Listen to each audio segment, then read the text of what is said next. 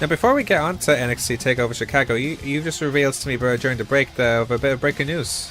Yeah, Hideo Itami is going back to Pro Wrestling Noah. Okay. To work a couple of shows there, because it seems as though they've got an agreement in place with WWE and Pro Wrestling Noah. Did not know that. Yeah, That's kind of must nowhere. be a new agreement. Will he be there? I know Impact had a partnership with Pro Wrestling Noah before that got terminated. So, very interesting. Though. It is indeed. Yeah. One thing, will he go back as Hideo Itami or will he go back as Kenta though? He was known as Kenta when he was there. I'm guessing the agreement would mean he'd go back to Tommy. We have to, Yeah. Anyway, NXT Takeover Chicago. Anyway, here's the thing: every time there's a takeover now, you almost think to yourself, "Was there any point in seeing the pay-per-view afterwards?" Yeah. It's getting so good. I know. As always, it's another class show. Yeah. You'd think they'd be smart enough to put them away from each other. You'd think they would, though. But it's like a taster, and it's a good taster going to a pay-per-view. So in a lot of ways, it makes sense. But for it's them like to when you go to a restaurant and then you have a starter and you fill up on the starter and then you're not arsed for the main course afterwards. It's more like, the garlic bread is so good. Is there any points to have spaghetti? It's those wings, man. Those wings are just those so wings. good. Those wings. I don't want that main course those wings. afterwards. Those wings. Yeah, just those wings filled me. Yeah. Those chicken wings were so lovely and so spicy that I haven't got room for your mushy spaghetti afterwards. Exactly. But I guess that's the way it is for... Just give me my vanilla ice cream with sprinkles and strawberry for sauce God's sake. and I'll be on my way. That's SmackDown, isn't it? or that's by the time we get to Raw. So NXT TakeOver is the lovely chicken wings. Yeah. The pay-per-view is good, but there's mushiness here. And then the Raw is the ice cream sprinkles. Anyway, at the start of the show, obviously it was announced that Vic Thomas was in commentary instead of Mauro Ranallo. Vic Joseph. Vic Joseph. Why do I have Vic Thomas in front of me? Vic Joseph. Friend of yours, maybe? Vic Thomas? Yeah, I don't know. It sounds familiar, strangely. But anyway, Vic Joseph was in commentary instead of Mauro Ranallo, who was doing commentary for Showtime at the same time. So, but you didn't see him out of place. Did a great job, casting me. Yeah. Like he's a... I enjoyed him on it. It was something different. Yeah. It was, and sometimes different is a good thing. Yeah. Absolutely. So, I didn't mind it at all. I thought you did a good job. I had no complaints about the commentary at all. I think it was more I was engrossed by what was happening in the ring instead. So I started off with a fantastic tag team title match between Roderick Strong and Kyle O'Reilly, defending their titles against Danny Burch and Oney Lorcan. This was, well, obviously it's no surprise that Undisputed Era are so over in Chicago. I mean, like one of the great indie wrestling towns in America is Chicago. Yeah. But this was such a good opener, and you couldn't ask for a better opener when you think about it. And it's so weird because at the start, here's Oney Lorcan and Danny Burch, who were getting a silence taboo crowd, if you like. And yeah, so over by the end. That's the most perfect debut, if you like. Not debut. I think takeover debut. I think it's the most. What was I going to say? What were you going to say? It's the big, not indictment, but it's the best thing that you can say about these lads in the match. That at the start of the match, these lads were booed because they were in that position. Yeah. But by the end of it, the crowd were so behind them because of how good this match was. I mean, there's great action, hard hitting, kept an amazing pace. The crowds actually really got into it, especially for both teams. Yeah. And Butch and O'Loughlin deliver on their chances big time. Yeah. And they're as good as many had proclaimed. Like, I had a funny feeling they'd be very good as a tag team, and by God, they gave Undisputed Era a fantastic match. And it shows like why now. But Undisputed Era, though, they're a key part of NXT now. Yeah. But like the three of them now, even the four of them, when eventually Bobby Fish comes back, because they set such a high standard now, you know, and delivering that big match feel with a nice mix of old school and new school to the match. So yeah, it was a fantastic match. It was Adam Cole who got thrown out though after Butch and Lorcan hit a Doomsday uppercut, which was so cool. It's like Doomsday Device with a European uppercut as well. Yeah, and the crowd didn't like that at all. But by the end, though, the crowd lost their minds when Butch was in and got submissions on the challenges, and then Kyle O'Reilly got reversed the crossface and then up kicked Butch in the face. How crazy was that? That was mental, wasn't it? And then he got into crazy fist, and then Lorcan fired up again, got double teamed, and the high-low finished him off for that. Yeah. But then again, they got a very deserved standing ovation afterwards. Fantastic match, loved it. Now, Ricochet versus Velveteen Dream. You sort of hinted this would be, I think when we talked about the this, lads did. They said that'd be their match of the weekend. It was a class match. It was a fantastic match. The video package beforehand was brilliant. Did you see it? I did. My favorite part was when he getting called out on his on his time and stuff enough, and it goes back to the Dream does not remember this. I have no recollection of this. It's love it. But you have to love Velveteen Dream because first of all, I don't know if you noticed this yourself. Like he came out with like a Hulk Hogan tribute. It wasn't. Well, I thought it was partly, too. Well, partly Hulk Hogan tributes, yeah. like with the tassels and the torn shirt and the bandana, but his tights. That was Prince Puma. It was. I didn't know that till after the match. I didn't know this either. Yeah. So I thought he was doing the Dreamomania. The Dreamomania. The Dreamomania was running wild. I had Dream Still Over on the shirt instead of Dream Over. Yeah. Which was clever shirts as well. But no, the story of this is like the Dream wants to show he could do anything as good as Ricochet, but even actually anything that Ricochet can do, he can do better. Yeah. Such as wearing the Prince Puma tights, he could pull off better. Essentially, that was one thing. But so it's a similar match to how we had with like Aleister Black, where he's trying to prove himself. Yeah. And it became like an obsession, like and that's like sort of like how good it. But ended up costing him in the end. Yeah. Like, and in this case, the other guy was over, such as Ricochet. Very hard win. What I liked about this match on Ricochet's parts, we talked about this with the Young Bucks when we reviewed Dominion last week. Yeah. Of how the Young Bucks are a lot more known for being spot monkeys rather than very good sellers. This is a match I think that showed Ricochet is a good seller as well as just a guy who's incredibly athletic and is just does spots for fun. Yeah. I'd agree with you for that. I don't know what it was about this match, but I think I have to agree with the lads. I think this turned into, it's close between that and Gargano and Ciampa. Think so? Yeah, but I think between those two, my match of the weekend was there. I think Ricochet and the Dream is just going to shade it, but I do have a few concerns. Okay. And that is that Dream has gone on a run now of losing pay-per-view matches. He won one against Cassius Ohno, but like everyone's beating Cassius Ohno. See, I think he does need to start winning though if he wants to be a legitimate contender at the top of the card, not just being this mid-card guy that we know we can put into a match because he'll have a great match. But I think then I want them to start building him in terms of wins. But he doesn't really necessarily have to do that because he could be one of these guys who could be just a gatekeeper in NXT for the moment. Once he gets that and he's still up for his hell, like all these credentials where he'd be challenging for a title are down the line. Like that's something he'll definitely be having in the future. But maybe they're just booking him in the right way right now, or just having him go up against these guys trying to prove himself despite his overconfident character, So I think the way they're booking it is now we want him to win. Yeah. You want him to win more than anything now, right? Yeah. Yeah, so that means they're booking him right in this case, right? True. I will concede the point to that. Because regardless of his record, he's building up such a portfolio. Yeah. To be a future man, not just in NXT but in WWE.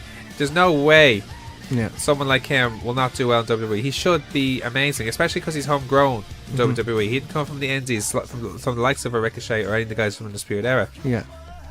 So, like I wouldn't worry. Okay. I understand why, but I wouldn't worry. Okay. In the end, the match finished where Ricochet flied off and the shooting star press hit knees as Dream covered for 2, but then Dream went back on top and goes for his coast to coast, missed the elbow drop, and then Ricochet finished him off with his 630 for the win. That was that. Now, Shayna Baszler against Nikki Cross for the NXT Women's title. Nikki Cross is a psychopath, and she thinks she enjoys pain to such a degree, I think. Yeah. Here's the thing about Nikki Cross as well, because I don't think it's really talked about so much. It's how much she's transformed since she first went into NXT. In fact, since she came from ICW to now, it's like light and day. Yeah. Let's think about it. She was like very... I don't remember a lot of her when she first came into NXT. But she was such a baby face. Yeah. She was such a happy-go-lucky sort of lady, and now she's a psychopathic killer. True.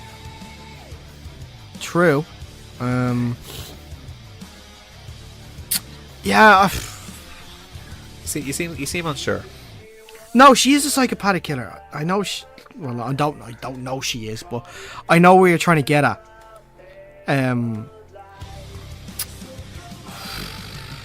You seem lost for words. I seem a little bit. It's kind of hard. Like, see, this is. What are you thinking? This match got a lot of credit, and rightly so in some cases.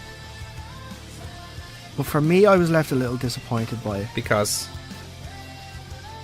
they left Nikki in NXT to knock up with Sanity because they had plans for her to be in the title picture. But if the plans were for her to be in the title picture just to have that moment where she gets to smile when she passes out, but it's not. But I don't think that's why she was booked. The reason she was booked is to give someone like Shayna Baszler, who's incredibly dominant, make her seem uncomfortable, and she was. She was uncomfortable because they're making Baszler the lady here, like more than anything, and having someone like Cross who isn't afraid, and if anything, Shayna Baszler was terrified, and ended up having the win. It works in Baszler's case. You know what I mean? Yeah. So I don't think they're purposely having her there for the title. But wouldn't it have been the better move to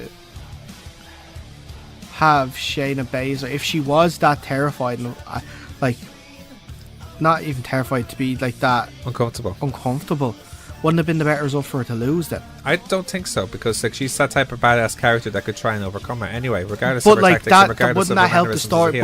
But that could doing that would be better to do it over a course of another match than to just do it in one.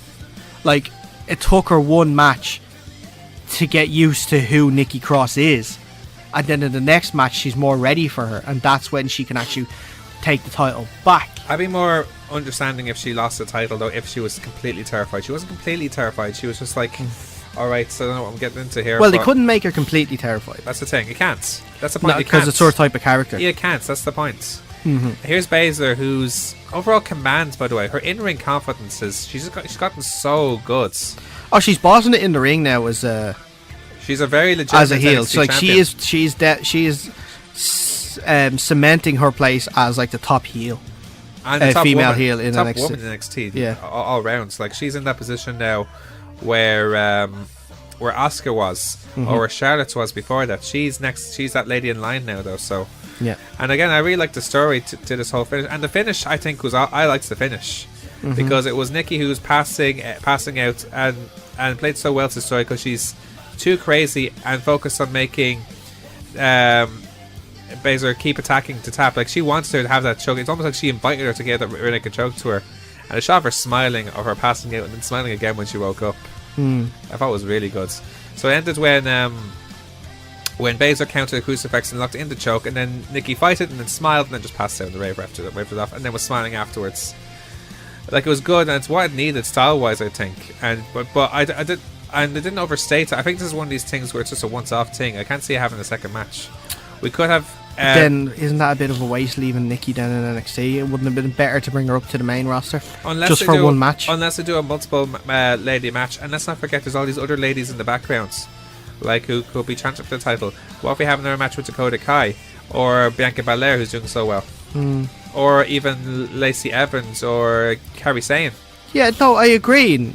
Those will come forward, but that I'm still concerned by that fact that they kept Nikki in NXT for this.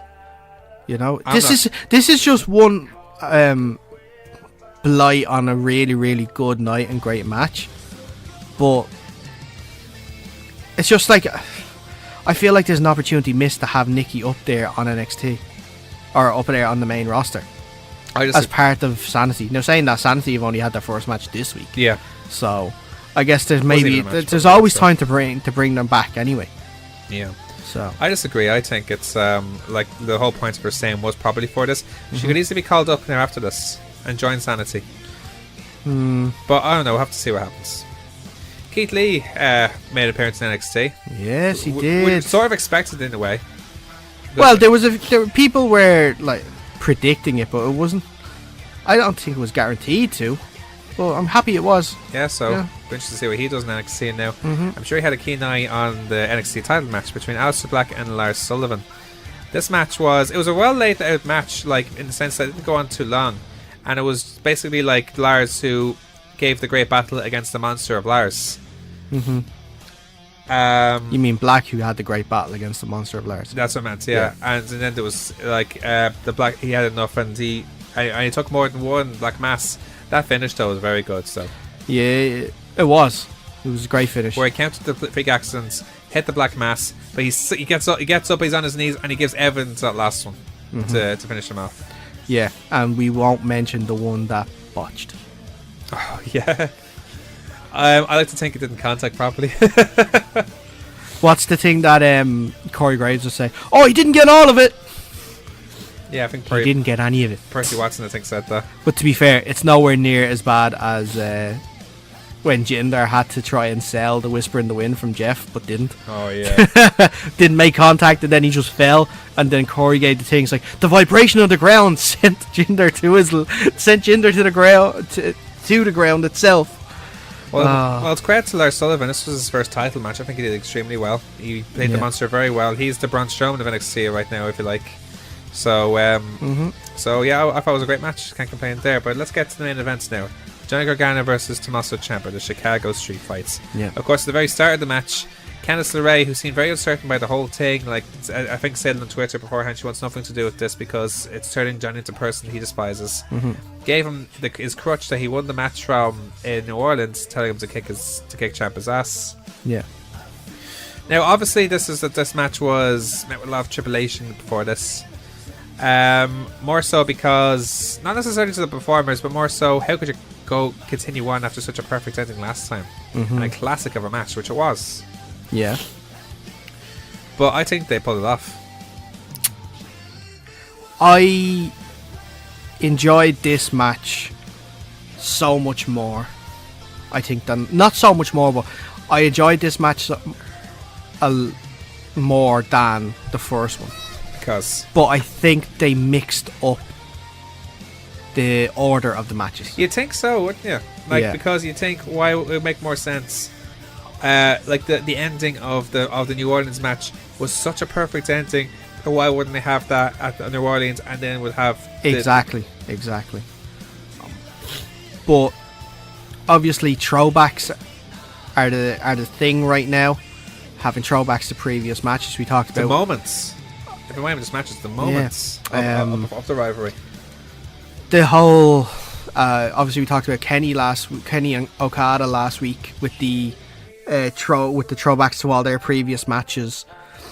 We've talked about how, like, even here in Ireland, we've talked about throwbacks to previous matches. So I think we were mentioning with the KE and not the KE. Who was it? It was the Debbie Keitel and the Raven Creed match when they were doing throwbacks with their previous matches. Yeah. And then we saw the throwbacks from Chicago in this match, from Chicago last year in this match. In the end of the day, this match made you feel emotionally invested. Although there's a huge argument for having the New Orleans result having in this case and vice versa. Because of how emotionally invested and caring so much about whatever they do, and the crowd were literally locked in. You said it yourself. I bet you weren't on your phone once when watching this match. No. That's the way you measure this match. How least you're on your phone. Yeah. No, how I rate a match is by Mars bars, and we'll find that out later. But yeah. but also by how less you're on your phone, and you're already on this phone. I'll let that. At the end of the day, it's amazing that you get to tell these great stories and that great wrestling to do their thing when it happens. And you have this great story the fans are invested in, all this violent action and all these throwbacks as you mentioned. And Gargano, at the end of the day, came over revenge and he got so carried away allowing Ciampa to catch him. Like in the end, it was like we all thought it was finished when Gargano was stretchered off. Did we though? We did. Ciampa was stretchered off, not Gargano. That's what I meant, Ciampa. Yeah. He gave him the what was it? The air raid crash through the tables before tossing the wedding. The exact same thing that Ciampa did from the previous year. And it's before the Ciampa got Gargano's wedding ring, spit it, and tossed it away. And it was only when he was stretched away he's asked, "Oh, what have I done? What have I done? What have I done? Where's my wedding ring?" Yeah. You took my wedding ring. And then he went absolutely crap with that. Went back to the ring, followed off referees until he was so incensed that he got the DDT Gargano on the exposed wood that was unravelled during the match, whilst he was still handcuffed. Love the spot that you can just do, and it's just perfect. That that's you can do it in an unsupported ring. You can do the DDT, and then that's your guy out for the count. 1, 2, 3. Perfect result. We're going to see one more match at probably this SummerSlam weekend. I'm a feeling because of how I seem like Gargano was injured at the end. What if they saved it for Survivor Series? Why Survivor Series? It stretches it out more. But normally there's call-ups after SummerSlam. There's call-ups after every pay-per-view. They do it for Survivor Series as well. The two main ones, they only do call-ups from NXT really from twice a year, after Mania and after SummerSlam. They do some for the Rumble. Well, they tease them at the Rumble, I suppose. They have them go into the Rumble, but they go back to NXT after it. Well, they had Joe come out to the Rumble the previous year. No, they didn't. They did. No, his first time he came out was After when he was Rumble. with Triple H going after Seth Rollins. Yeah, and that was after the Rumble. It wasn't after Survivor Series or SummerSlam. But that was leading, was it? Yes, You sure? Very sure. Okay. Because Seth Rollins wasn't able to be part of the Royal Rumble because the Raw before that, he lost to Sami Zayn because he heard Triple H's music, and he was barred from the arena of Royal Rumble because he challenged Triple H at that NXT. Remember that? Oh yeah. And then that night, Triple H invited to come out, and Joe attacked him. Oh yeah. That was his main state. That was his. Okay, one then. But yeah, I think that's often now. I think you're right though. Here's a question. Right. What sort of match would you like them to have last? That's a good question. We haven't seen a Hell in a Cell match at NXT, yes. I think it suits them down to the ground, really. Something to keep them enclosed, rather than let them run around all around. In fact, when you've seen one cage match in NXT, that was Joe. That was Joe and Finn. That cool cage that went down. If you don't count War Games. Yeah. War Games is still a giant cage, so. Yeah, but we haven't had Hell in a Cell yet. That's true. And I think these would be it. By God, I can't wait to hear Ciampa's promo now after this. So. I love what Ciampa does on Twitter, especially. You know how if you want to put someone's handle on a Twitter, on a tweet, you have to do the @ thing. So what Ciampa does now is he just goes @AT, and then writes AT and then the name or whoever he's trying to tag in it, but they don't get tagged. It's brilliant. I love that stuff. I'm going to make a prediction though with regards to not what type of match, but when it'll happen. I do think it won't be till Survivor Series, and here's why. I think Gargano will be injured, and Ciampa will meanwhile go for Aleister Black's title, and the final match will be for the title as well. I did see that picture that Ciampa put up where he goes like, I've gotten rid of Gargano, I'm going after the title next, Mr. Black, I'm coming for you. But he put a picture up of the new God of War game, and because Kratos looks like Ciampa a bit, yeah, and then he's going up against do you know much about Nordic mythology ish? Who is the Nordic god that can't feel any pain? Zeus? No, it's not Zeus. I don't know then. Hold on, I'll look that up. But it was a picture of that and him bloody together, and from a scene from the game. Okay. And they look exactly like Ciampa and Gargano. Black. Oh, really? Yeah. That could it's Blodder is his name. Blodder. Yeah. Okay. But anyway, so we've made our serious review anyway, as usual. But that's not the only way we're going to review this, are we? No, because now we're going to move on to our second ever installment of Forget Those Meltzer Stars. Meltzer Stars. You want those Mars bars? Mars bars. Uncle Dave stars. Meltzer Stars. It's all about Dara's Mars bars. Mars bars. You know the worst thing about this is going to be one of 2 times we play this on the show. I know, right? I thought you were going to wait until later on. No, we'll do it. We'll do it now because we're going to be doing these separately. So we'll get straight to it anyway. So the first match then, Roderick Strong and Kyle O'Reilly against Sonny Burch and Oney Lorcan. Yes, one of the best matches I think on the card for sure. I'm going to give this 3 Mars bars and a mini Mars bar. Okay. So basically the equivalent of 3.5 Mars bars. Really, really good match. Love the way that Lorcan and Butch, Burch, sorry, not Butch. Yeah. Danny Burch. Turned the crowd throughout the whole match and had them cheering for them by the end. Yeah. Obviously, I don't go any higher than 5 Mars bars. I'm not like certain other people who break their scale every time there's a New Japan match. Or every time Kenny Omega is wrestling. Yeah. So, in terms of that, yeah, it's really, really good. Just other matches on that card overshadowed it a little bit. That's why it's only getting the 3 and a mini Mars bar. Ricochet and Velveteen Dream. This gets 4 Mars bars. This is your you said this is your match of the night, and you only give it 4. Well, because Kenny and Okada is 5. Oh, okay. You know, God, your system's strict. Of course, I have to be. Like I said, like if Kenny and Okada, from last week is the actual top of the scale, right? And you have to have something like that in terms of build up for the year and the outcome and everything like that. It's going to be 5 stars. Oh, okay. So 4. How can this one-off match be better than that? All right. It can't be. All right. So that's 4. Why it gets 4. 4 is still really good. It is good. Shayna Baszler and Nikki Cross. Now, for me, this is... Because you disagree with the booking of this, so... Yeah, I'm giving this 3 Mars bars. Okay. But I'm adding in a battered Mars bar. Okay. Now, a battered Mars bar... What's the concept of a battered Mars bar?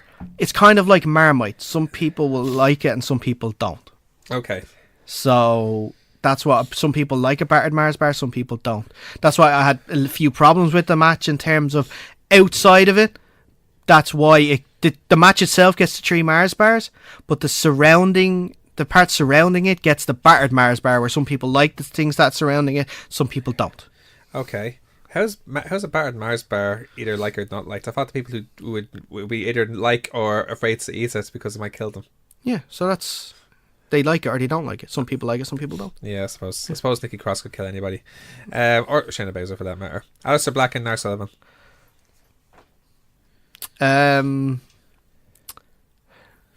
4 Mars bars. Okay. 4 Mars bars. I think it's... I was... Before leaving my house today, walking to the studio, I had it down as 3.5. So where's the extra half come from? Where's the extra couple of bites add in to it, if you like? The extra half of a Mars bar. Call it 2 bites. 2 bites. 2 bits. Two big bites. 2 bits. I just feel that, like, because Aleister Black can't have a bad match, and Lars Sullivan is... People, same thing as like Danny Burch and Oney Lorcan at the start. People were not into Lars Sullivan being a title contender, but by the end of it, they were. And I'm looking past the whole selling of the non-black mass, because at least he knew what to do there, that he was going to get one. And then they brought... He didn't sell it at all. Exactly, and then they brought it back, and then... I thought it was a really, really well-structured match. Yeah, I enjoyed it. That's why it's getting the 4 Mars bars. And finally, Johnny Gargano versus Tommaso Ciampa. 4.5 Mars bars. Okay. 4 Mars bars and a mini Mars bar. Okay. Love the match. A class match. See, if the roles were reversed, in terms of... Not roles. If the matches were reversed in terms of this was the match in New Orleans, it would have gotten 5. because they built this for a year as well. But the fact is going to... And that would have been perfectly built for a year. And then, if they had somehow, okay, if they had the middle of this match with the stuff like the throwbacks, like Ciampa throwing him into the sign, right, and Gargano putting him through the table, and then if they had the ending like they did at New Orleans, if they could put these two matches together and make a baby, that baby match would have been 5 stars. Oh, okay. But the way I think they're booking it to the best match ever. Exactly. I think that they're probably going to... I hope that their next match, whenever it is, you think Survivor Series, I think SummerSlam myself. Right. That it could be the 5-star. Not 5-star, 5 Mars bar. The 5-star. It could be the 5 Mars bar delights. 5 Mars bar delights. Yeah. Yeah. So but we'll see. We'll wait and see. All right.